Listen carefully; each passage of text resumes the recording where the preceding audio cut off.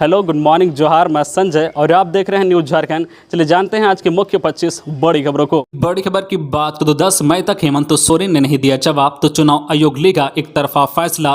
झारखंड के मुख्यमंत्री हेमंत सोरेन मुश्किलों में घिरे हैं। चुनाव आयोग ने उन्हें खदान लीज मामले में अपना पक्ष रखने के लिए 10 मई तक का समय दिया है। भारत निर्वाचन चुनाव आयोग ने जो नोटिस भेजा है उसमें इसका जिक्र है कि 10 मई तक हेमंत को संभावित कार्रवाई से बचने के लिए अपना जवाब देना है। अगर समय रहते जवाब नहीं दिया गया तो यह समझा जाएगा कि उन्होंने अपने ऊपर लगे आरोपों को स्वीकार कर लिया है। इसके बाद चुनाव आयोग उनके मामले में एक तरफा फैसला लेगा। आयोग इसके बाद राजभवन को मंतव्य देगा और फिर आगे की कार्रवाई होगी। राज्यपाल रमेश बैस की ओर से पहले ही कहा गया है कि हेमंत सोरेन के खदान लीज मामले में उन पर कार्रवाई के लिए पर्याप्त आधार हैं। ऐसे में मुख्यमंत्री अयोग्य ठहराए जा सकते हैं। हेमंत को मुख्यमंत्री की कुर्सी गंवानी पड़ सकती है। फिलहाल सीएम हेमंत सोरेन अपनी मां रूपी सोरेन के इलाज के लिए हैदराबाद में हैं। अगली बड़ी खबर की बात करें तो रांची सहित कई जिलों में गरज के साथ बारिश के आसार, येलो अलर्ट जारी। आंधी तूफान को लेकर बिजली विभाग सतर्क। मौसम विभाग ने रांची समेत राज्य के कई हिस्सों में आगामी 10 मई तक मौसम खराब रहने का येलो अलर्ट जारी किया है। वज्रपात के साथ बारिश का अंदेशा जताया गया है। इस दौरान 30 से 40 किलोमीटर प्रति घंटे की रफ्तार से सतही हवा भी चल सकती है। मौसम विभाग के अलर्ट के आधार पर बिजली विभाग ने भी तैयारी शुरू कर दी है। जहां जहां बिजली के तार पेड़ के पास से गुजरे हैं उन पेड़ों की छटाई शुरू कर दी गई है।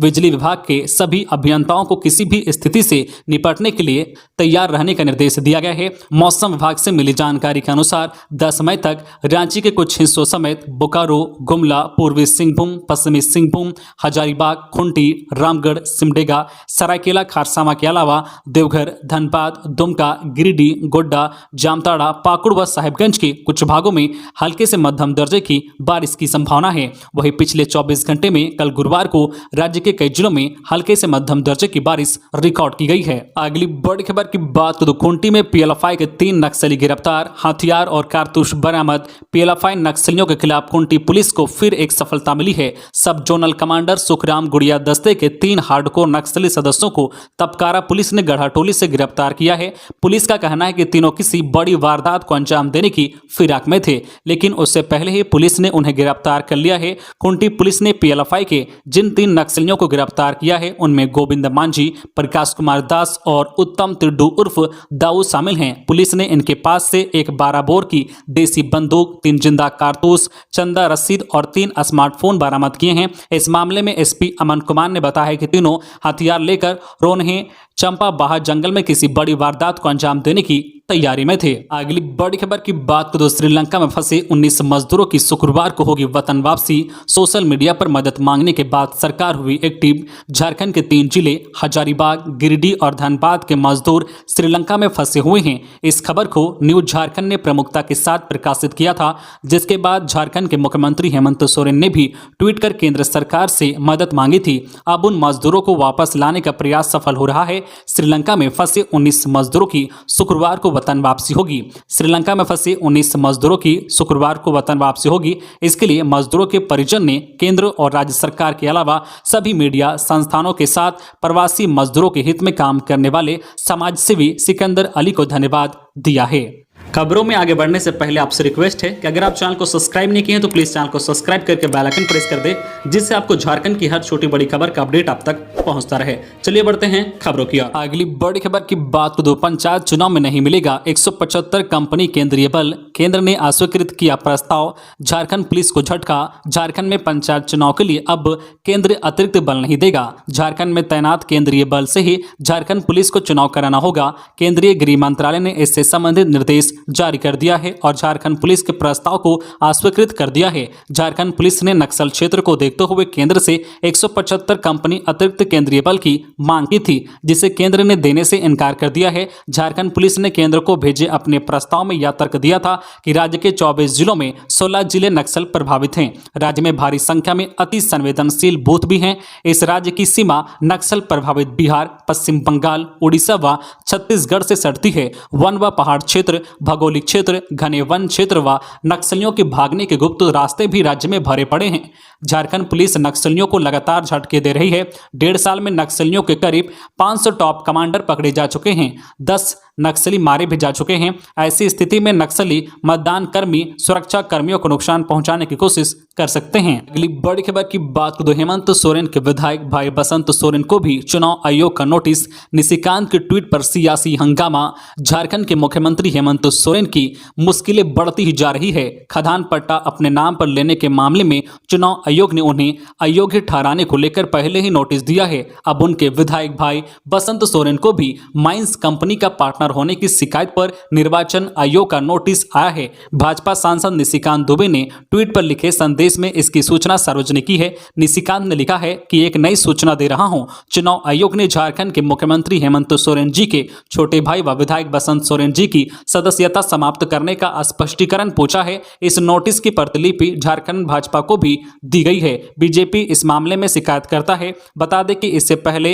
हेमंत सोरेन को चुनाव आयोग ने नोटिस देकर यह पूछा था कि क्यों नहीं आपके खिलाफ कार्रवाई की जाए। 10 मई तक हेमंत सोरेन को अपना पक्ष रखने को कहा गया है। अगली बड़ी खबर की बात करें तो एनटीपीसी की परीक्षा को लेकर रेलवे चलाएगा स्पेशल ट्रेन। यदि आप रेलवे भर्ती बोर्ड की non technical popular category NTPC CBT 2 परीक्षा देने जा रहे हैं तो यह खबर आपके लिए है। इंडियन रेलवे ने अभ्यर्थियों की सुविधा के लिए स्पेशल ट्रेन चलाने का फैसला लिया है।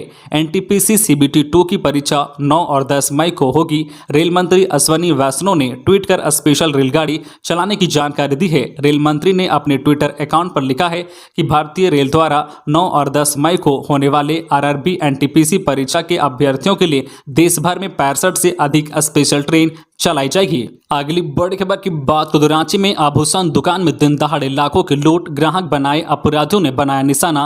रांची के लालपुर इलाके में 3 अपराधियों ने गुरुवार को दिन दहाड़े एक आभूषण दुकान से 25 लाख के जेवरात लूट लिए हैं।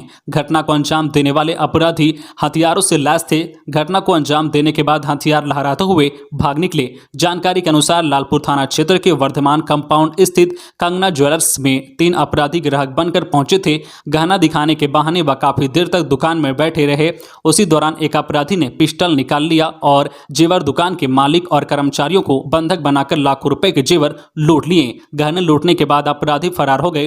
कंगना ज्वेलर्स के मालिक का कपड़े का भी दुकान है। अपराधी वहां से साड़ी भी लूट कर ले गए हैं। लूट की घटना के बाद लालपुर थाने की पुलिस अपराधियों की तलाश में जुट गई है। सीसीटीवी फुटेज के आधार पर अपराधियों की तलाश की जा रही है। राजधानी के एंट्री एग्जिट पॉइंट पर जो है नाकेबंदी कर जगह जगह चेकिंग अभियान चलाया जा रहा है। हालांकि फिलहाल अपराधियों का कोई सुराग नहीं मिल पाया है। अगली बड़ी खबर की बात करें तो दुमका के कोर्ट परिसर में गिरा छज्जा। अधिवक्ताओं के बैठने के लिए बनाई गई थी झोपड़ियां, बांध सड़ जाने के कारण हुआ हादसा।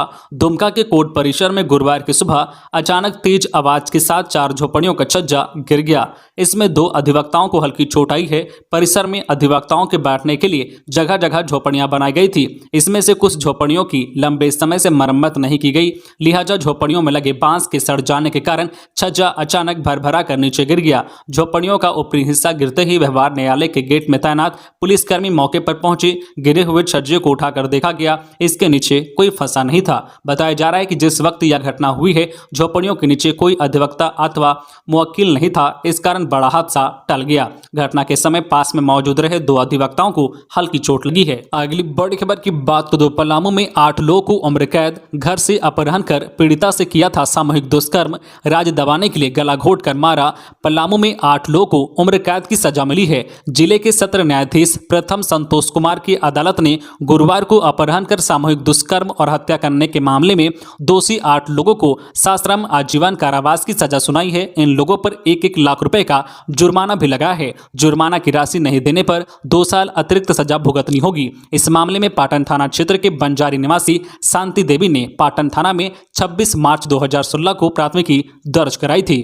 अगली बड़ी खबर की बात तो हेमंत सरकार को अस्थिर करने के लिए भाजपा फैला रहे भ्रम, गठबंधन एकजुटता के साथ मुकाबले को तैयार। झारखंड में कांग्रेस ने अगले 60 दिनों में 30,000 मतदान केंद्रों पर अपने कार्यकर्ताओं की टीम तैयार करने का निर्णय लिया है और इसके लिए पूरी कोर टीम को लगा दिया गया है।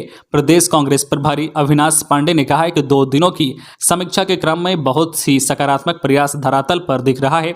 गुरुवार को नई दिल्ली वापस लौटने के पहले प्रेस कॉन्फ्रेंस में अविनाश पांडे ने एक बार फिर कहा है कि केंद्र सरकार अपनी विफलताओं को मीडिया और सोशल मीडिया के माध्यम से छिपाने का पूरा प्रयास कर रही है। राज्य की सरकारों को संवैधानिक संस्थाओं की मदद से अस्थिर करने का प्रयास किया जा रहा है। जहां तक झारखंड में गठबंधन सरकार की बात है तो स्पष्ट कर देना चाहता हूं कि सरकार ने 5 वर्षों के लिए विश्वास हासिल किया है। पूरा गठबंधन एकजुटता के साथ मुकाबले को तैयार है।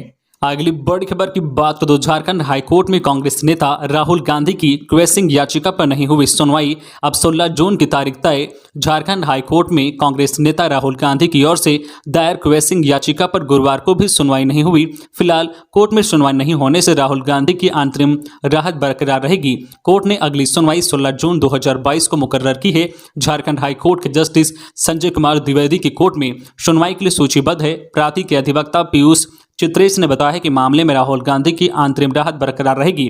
मालूम हो कि वर्ष 2019 के लोकसभा चुनाव के दौरान रांची के मोराबादी मैदान में एक रैली को संबोधित करते हुए कांग्रेसी नेता राहुल गांधी ने मोदी नाम वाले सभी व्यक्ति के खिलाफ अपमानजनक टिप्पणी की थी। इसी टिप्पणी को लेकर एडवोकेट प्रदीप मोदी ने रांची सिविल कोर्ट में शिकायतवाद दर्ज कराते हुए 20 करोड़ रुपए के मानहानि का मामला दर्ज कराया था। अगली बड़ी खबर की बात करें तो धनबाद में पोषण सखियों ने चयन मुक्त पत्र वापस लेने और मानदेय भुगतान को लेकर किया विरोध प्रदर्शन। सीएम आवास घेराव करने की दी चेतावनी। झारखंड राज्य एकीकृत पोषण सखी संघ ने रणधीर वर्मा चौक पर चयन मुक्त पत्र वापस लेने और मानदेय भुगतान को लेकर 2 दिवसीय धरना प्रदर्शन किया। संघ के प्रदेश अध्यक्ष सोनी पासवान ने बताया कि पोषण सखियों को सेवा मुक्ति का पत्र वापस लेने और मंत्री स्मृति ईरानी को कहकर अंशदान चालू कराने के लिए धरना और विरोध प्रदर्शन किया जा रहा है। झारखंड राज्य एकीकृत पोषण सखी संघ की प्रदेश अध्यक्ष सोनी पासवान ने बताया कि 6 जिलों में 10,388 पोषण सखी आर्थिक तंगी से जूझ रही है। राज्य सरकार ने उन्हें 24 मार्च को सेवा मुक्ति पत्र थमा दिया है। इस संबंध में पूछने पर जवाब मिला है कि केंद्र सरकार द्वारा अंशदान बंद कर दिया गया है। अगली बड़ी खबर की बात करें तो झारखंड के डॉक्टर 9 मई से बंद करेंगे अपनी सेवा, क्या है कारण? झारखंड के डॉक्टरों ने अपनी सुरक्षा की मांग करते हुए 9 मई से अपनी सेवा बंद करने का फैसला लिया है। इंडियन मेडिकल एसोसिएशन IMA ने स्पष्ट कहा है कि जब तक डॉक्टरों व उनके परिवारों को सुरक्षा नहीं दी जाती है, फिरौती व गैंग से निजात नहीं मिलती है, तब तक वे अपनी सेवा बंद रखेंगे। धनबाद सहित राज्य के सभी 24 IMA के डॉक्टर अपनी सेवा बंद करने जा रहे हैं। प्रदेश IMA ने इस संबंध में नेशनल IMA को पत्र लिखकर पूरी घटना की जानकारी दे दी है और अपना फैसला भी बता दिया है।